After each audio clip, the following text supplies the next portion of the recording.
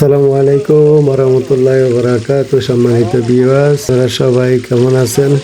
আমি Mirza agro and dairy ফার্মের থেকে আপনাদেরকে প্রতিনিয়ত বিভিন্ন টিপস দিয়ে থাকি, যা আমাদের প্রান্তিক খামারি এবং কৃষকদের হয়তো কল্যাণে আসবে বলে আশা রাখি।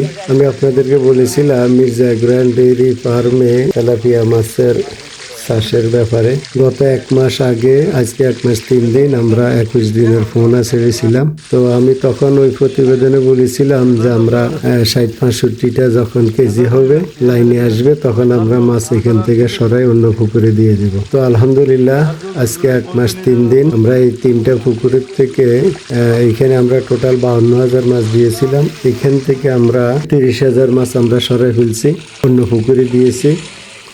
তো আমরা মাছ ওজন করে দেখেছি 62টা কেজি হয়েছে। তো আলহামদুলিল্লাহ, 1 মাস 3 দিনে 62টা কেজি হয়েছে। এর আগে আমি পুকুরে তেলাপিয়ার মাছ চাষ করিনি, আমি চাষ করেছি বায়োফ্লকে।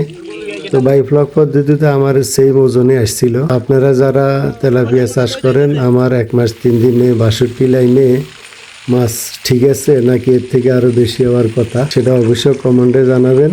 আর প্রতিনিয়ত আপনাদের মাঝে বিস্তারিত জানাবো, কারণ অনেকে বলেন তেলাপিয়া মাছ চাষে লস হয়, দামের সাথে মিলে না, খাদ্যের সাথে মিলে না, আবার অনেকে বলেন লাভ হয়। তো সেই জন্য আমি এটা প্রতিনিয়ত ঠিকভাবে পরিচালনা করতেছি, সঠিক তথ্যটা জানার জন্য।